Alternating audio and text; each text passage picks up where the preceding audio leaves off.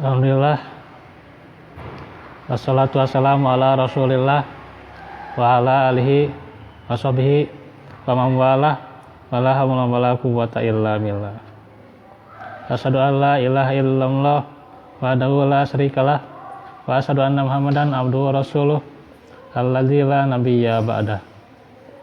Alhamdulillah, ikhwatu fillah, di sore hari ini kita kembali di majelis ilmu yang pada sore ini kita akan membahas tentang thaharah.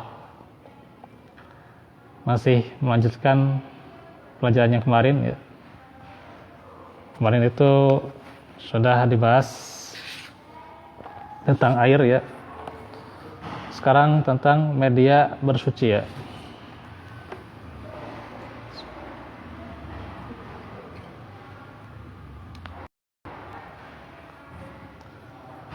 Media bersuci di sini ada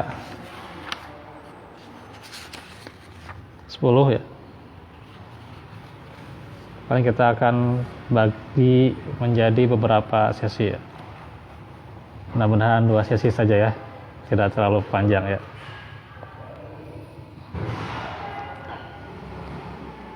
Baik, ikhwatu fillah. Yang pertama adalah yaitu al-ma'u, air. Air itu media untuk bersuci juga ya. Di antaranya menghilangkan najis, mandi, wudu ya. Nah, itu sudah dijelaskan tentang air ya. Dan tidak bisa yang bisa mengganti kedudukan air itu sebagai media bersuci ya, media thaharah. Kecuali ada yang menghalanginya ya, kecuali ada yang menghalangi, seperti ketika contohnya tidak ditemukan air ya, itu nanti kita bahas ya. Atau ada tapi mudarat ya, mudarat untuk dipakai ya, itu airnya misalnya tidak boleh kita sentuh karena penyakit ya gitu, sehingga tidak boleh menyentuh air ya. Nah, itu dapat rukhsah gitu ya gitu. Sehingga nanti bisa dengan debu ya gitu. Nah, si air itu ya akan menghilangkan najis dengan cara mencucinya hingga tidak tersisa zat, warna, bau atau rasanya ya. Ya. Jadi air itu bisa dipakai untuk bersuci ya. Syaratnya itu adalah la yunajjisuhu ya gitu. La yunajjisuhu syai'un ya. Tidak ada najis itu ya. Atau tidak bercampur dengan najis ya gitu. Yang nantinya merubah bau, rasa atau warnanya gitu ya gitu. Nah, itu air itu ya gitu. Sehingga bisa dipakai bersuci. Nah, jika setelah dicuci masih ada sedikit najis ya, sedikit bekas, untuk sulit dihilangkan maka itu dimaafkan ya, atau ma'fu anhu ya gitu. Dimaafkan karena emang najisnya ya tidak terlihat ya misalnya ya, atau tidak terdeteksi gitu ya najisnya gitu ya, sehingga ya masih ada ketinggalan dia sedikit ya, ini dimaafkan gitu ya. Itu berkaitan dengan najis seperti darah dan kotoran manusia gitu ya. Nah, untuk menyucikannya itu adalah cukup menyiramnya dengan 1 kali saja. Sedangkan menyucikan benda yang terkena air kencing bayi laki-laki yang belum diberi makanan selain air susu ya, cukup disiram tanpa dicuci ya, tanpa digosok gitu ya. Tuh. Sementara air kencing bayi perempuan tentu ini harus dicuci dan digosokkan gitu ya. Nah, itu tentang air ya. Nah, sekarang lanjut yang kedua, yaitu tanah. Nah, kalau misalnya najis mengenai bagian ujung pakaian perempuan atau laki-laki, lalu dipakai berjalan, sehingga ujung pakaian tersebut menjuntai ya, bersentuhan dengan tanah gitu ya. Jadi kalau perempuan itu kan ada yang panjang sampai bersentuhan dengan tanah gitu ya, maka akan suci lagi ya. Berdasarkan hadis ya, riwayat Abu Daud, itu seorang perempuan berkata pada Ummu Salamah, sesungguhnya saya memanjangkan pakaian saya lalu berjalan di tempat yang kotor. Tuh. Maka Ummu Salamah berkata, sesungguhnya Rasulullah pernah bersabda, hal itu disucikan bagian tanah selanjutnya. Jadi itu tanah bisa menyucikan dengan tanah selanjutnya itu ya. Itu. Maksudnya ketika tanah itu dilewati itu ya kan ada kotor gitu ya, disucikan dengan tanah selanjutnya itu ya. Itu buat pakaian perempuan yang panjang itu ya gitu ya. Ini tentang tanah ya, ini bukan debu ya, beda. Nanti ya. Yang ketiga, menyucikan alas kaki dan sholat dengan memakainya. Sandal dan sepatu itu bisa menjadi suci dan gosokannya dengan tanah. Baik najis itu tersebutnya basah ya, ataupun kering. Yaitu sabda Nabi, "Ida wati'a ahadukum bina lihil ada fa innat turaba lahu tuhurun." Kalau sandal kamu menginjak kotoran ya, kotoran najis maksudnya sandal ya, menginjak kotoran najis ya, maka tanah yang kamu lalui bisa menyucikannya gitu. Nah, jadi dengan misalnya si sandal itu ya menginjak kotoran lah gitu ya, kotoran hewan gitu ya. Ya, dan makanya digosok-gosok gitu ya, bisa aja gitu ya. Tuh, silahkan. Karena itu juga bisa dibersihkannya gitu. Atau ada kotoran sesuatu gitu ya, itu juga kan ada tanah, itu juga kebersihan lagi ya, kebersihan lagi nantinya dengan tanah gitu ya gitu. Di antara kemudahan nih Islam dan toleransinya ya adalah diperbolehkan mengerjakan sholat dengan memakai alas kaki, boleh ya, dengan sandal atau sepatu, boleh tuh ya.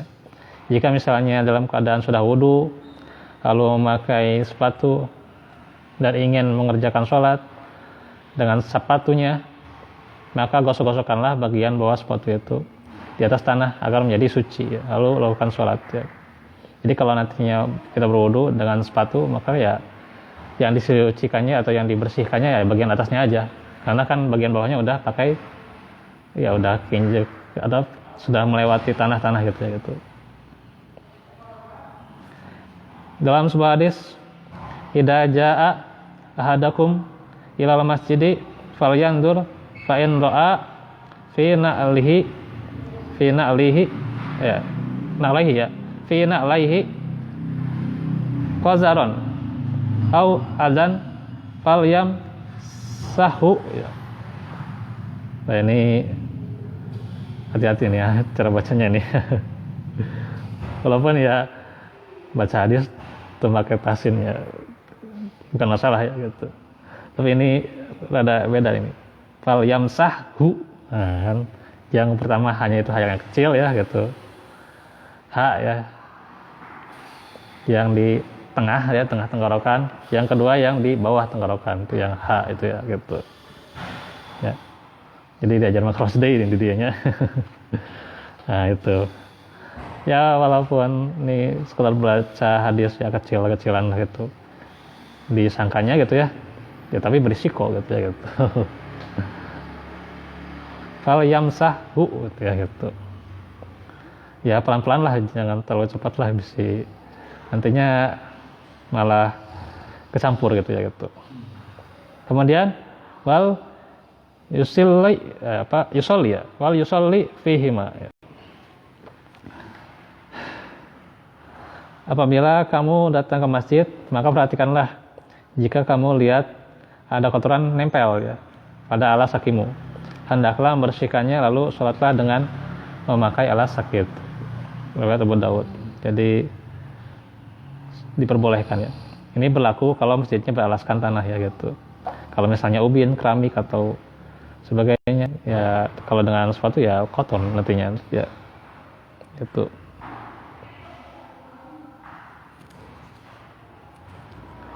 Nah itu ya. Nah, ini emang sunnah yang terlupakan gitu ya gitu. Ada yang orang melakukan sunnah kayak jubah, lagi jenggot ya cenanya. Kemudian apa lagi? Tidak isbal dan sebagainya gitu ya.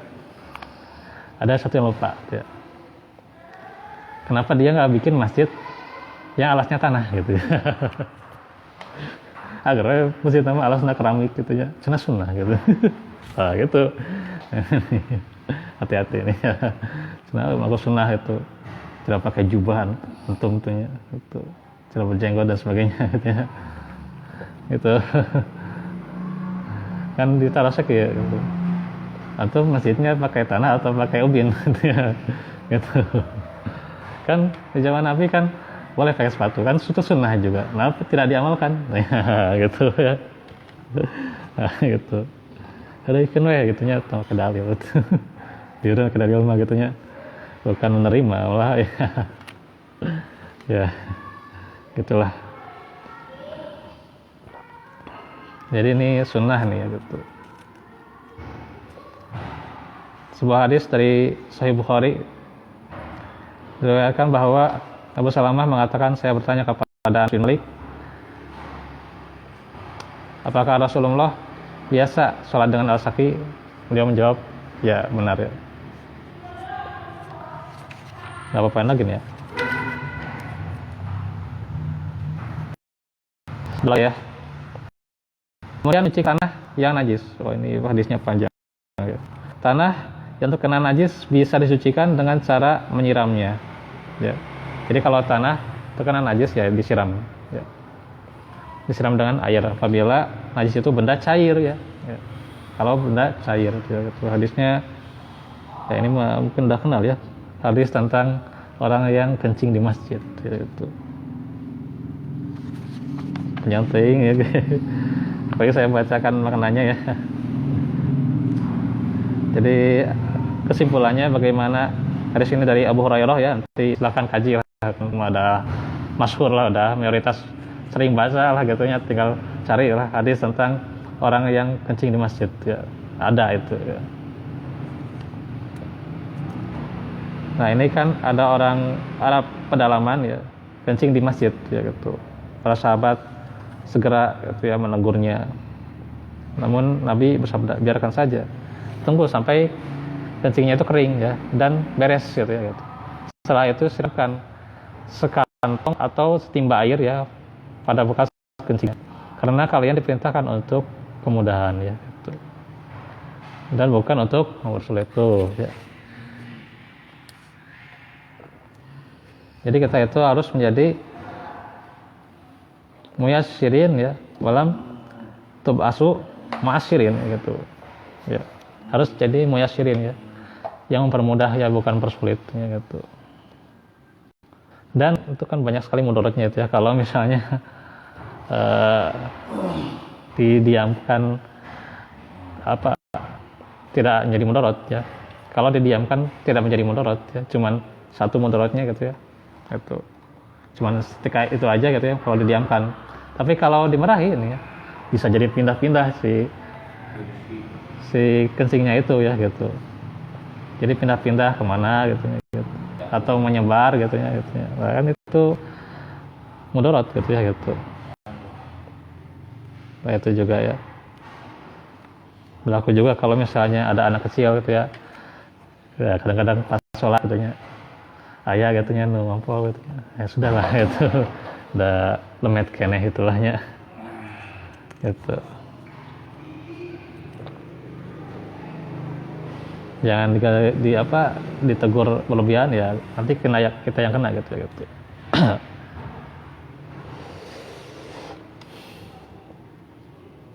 Nah kalau najisnya sudah beku, maka tanah tersebut jadi suci lagi ya, karena sudah disiram. Yang kelima, samak ya. Setiap kulit bangkai binatang, baik yang boleh dimakan dagingnya atau tidak. Apabila disamak akan menjadi suci dan boleh dimanfaatkan berdasarkan hadis riwayat Muslim. Rasulullah bersabda, kulit bangkai binatang apa saja akan menjadi suci kalau disamak. Di riwayat yang lain Imam Ahmad ya, bahwasanya Rasulullah melihat bangkai domba milik Maimunah tengah diseret oleh beberapa orang hendak dibuang. Maka beliau bersabda, kenapa tidak kalian ambil kulitnya ya, kalau disamak sehingga bisa dimanfaatkan, karena dengan disamak ia akan menjadi suci itu ya. Tersisa 5 poin lagi insyaallah nanti akan kita lanjutkan. Ya sudah masuk 1 Muharram ya, jangan lupa ya perbanyak saum ya. Allah sabda Abdullah Siyam ba'da Ramadan ya, yaitu Sarumullah ya Al-Muharram. Jadi ya, sebaik-baiknya saum setelah Ramadan itu adalah di bulan Allah ya, di bulan Muharram. Jadi banyak-banyak saum tuh ya gitu di saat-saat ini itu ya. Terutama saum juga bisa menahan emosi itu ya. Supaya KM ditambah lagi gitu ya, tahan emosi lah gitu. Sabarlah gitu ya. Jangan banyak mengeluh, dekatkan diri kepada Allah, pasti Allah berikan solusi gitu ya. Jangan lupa nanti 9-10-nya ya itu saum Asyura dan juga saum Hamiyahnya yaitu 9 Muharramnya ya, Rabu Kamis depan ya. Terus saja dahulu, Allah minkum, barakallahu fikum, Rabbana atina minal karamah wa lana min amrina rasyada. Aku qauli hada wa astaghfirullah li wa lakum. Rabbana atina fid dunya hasanah wa fil akhirati hasanah wa qina adzabannar. Assalamualaikum warahmatullahi wabarakatuh.